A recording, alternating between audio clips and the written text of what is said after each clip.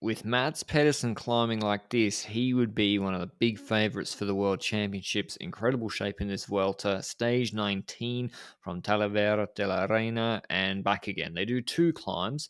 It looks pretty easy, but it's even a steeper gradient than the climbs we had yesterday. 9Ks, about 6.5%. But the top of the second one is about 40Ks from the finish of downhill and flat, and it's only 138K stage. So probably not the place for GC action. I was surprised, though, that the breakaway consisted only of Caicedo, McNulty, and Okamika. Obviously, I think Evenepoel said afterwards, Quickstep helped Trek control the breakaway that did go, and then Trek got to work. Because if it was 10 men deep with someone like a Craddock, McNulty, Carapaz all working together, Luis Leon Sanchez, Fred Wright, would have been almost impossible to control for Trek. But easy day for Quickstep. Craddock was caught trying to chase that breakaway of McNulty and Caicedo and Okamika, and he eventually just fell back because Trek were pacing so hard, and they did the right thing.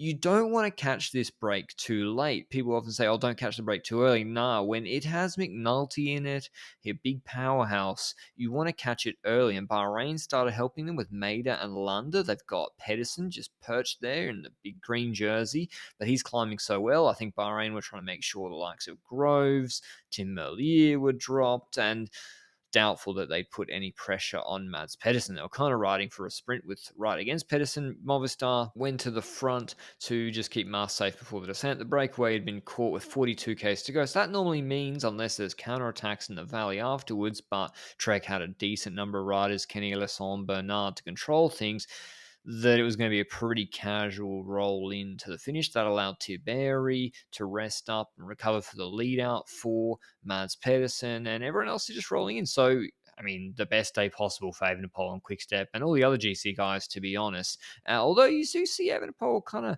moving himself up here, a little bit nervous, trying to get onto his rider's wheel, who's fifth wheel behind Pedersen. This is coming into about 6Ks to go. There's a lot of roundabouts, but the final is straight, except for the last 50 meters has a left-hand bend in it. So Masnada's on the front, Dries Stevenar's behind him, Evenepoel there, and pretty non-eventful stage after McNulty's dangerous break was caught. Just the GC guys, Geoghegan Hart on the front here with Van Baal on his wheel, keeping Carlos Rodriguez safe. He was able to start today after his heavy crash yesterday, so he's tough as nails. The young Spanish national champion, fourth wheel, Carapaz and KOM jersey. He looks, if he gets in the break tomorrow and takes, I think, one climb, I don't know if he's mathematically sealed it, but unless he crashes out, Carapaz is looking pretty good for that. And this is happy days for Trek Segafredo because Ineos, 2Ks left, we're under the 3 kilometer banner. They don't have to start their lead out yet. They don't have to control finesse or attacks from a Luis Leon Sanchez or an Alpecin or I don't know who. They just get to sit, maintain position, nicely tucked in behind or now in the middle of the Turnus and Jumbo Visma train and just bide their time because they don't have a five-man leader. And I think Kirsch was spent earlier today. They rightly, and this has happened multiple times in the Dauphiné this year or the Vuelta last year when they didn't catch the Peloton or Bike Exchange didn't catch the Magnus Corp break on a might have been stage 19 with Simmons and Baggioli. They used Kirsch to close it fast. So he wasn't here, the big powerhouse. It's Bernard. It's Tiberi. Slightly smaller guys, but they've got Pedersen in perfect position. 1K to go through the roundabout. He's fourth wheel. The Ineos guys are going to slide off to the right, except I think Turner's going to try and slot onto Pedersen's wheel and contest.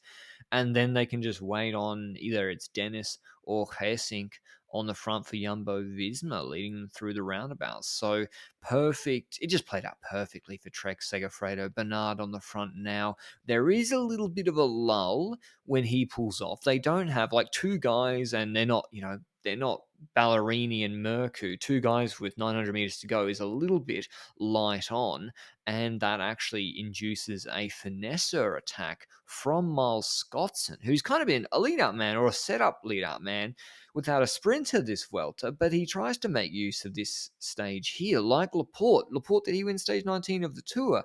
And it all rests on Tiberi being able to bring back Scottson, because if he doesn't, Pedersen has to. Everyone's going to write Vermeersch, Turner, Koch, Goldstein. They are all looking at Pedersen, who was just like a meerkat peeping over at Scottson. He gets reeled in by Tiberi. And I I even think Pedersen went a bit early. He could have waited. I mean, he doesn't know where everyone is behind him. Didn't want to get boxed in, and he knows he's the fastest. So why risk getting boxed in the bend, which forces everyone else wide, helps him a little bit too. Beating Fred Wright, Vermeersch, third. I think Turner would have got up for third if it was a straight line finish. He's got not a bad sprint the clock, but Pedersen, third stage win. Points jersey's obviously wrapped up. Trek Segafredo have had a brilliant Vuelta. It's been a team effort, like the way they've controlled breaks, pace climbs, with some of the medium mountains in them, just really masterful from Trek Segafredo in this Vuelta. And it all hinges on Pedersen's shape, which is incredible because if you can pace as hard as you like on the climbs, you don't risk dropping him because he's in such good shape, and you can bring back almost any breakaway. So he wins ahead of Wright, Vermeersch, Turner, Turnison, Koch, Olchin, Garcia, Piana, Lopez, and Van Baal. Here's what Pedersen had to say after the stage. When Miles Godson, he attacked, I still had Antonio Tiberi in front of me, and he looks skinny, but he's a powerful little guy, so I was pretty sure that he could keep him within a distance where I could still pass Miles in a sprint. But yeah, it's never easy in a final like this because it's a lot of good guys in the peloton in the end, and if one of them is coming with an attack in one of the roundabouts, I would be the guy to close it, and then it would be hard to sprint. So I was really happy for the speed the boys could keep in then. So no real news on GC. There is the last big GC day tomorrow before the Sunday sprint stage in Madrid. It's a tricky medium mountain stage tomorrow, like 5 or 6 categorized climbs. It's going to be a real test for Quick-Step with, I think, a lot of teams trying to set up things on that first 7% climb. How will they respond? Will Remco defend the jersey? Did he lose it on the last stage of Basque Country? I can't wait to find out. I'll see you with a recap of that tomorrow. Ciao.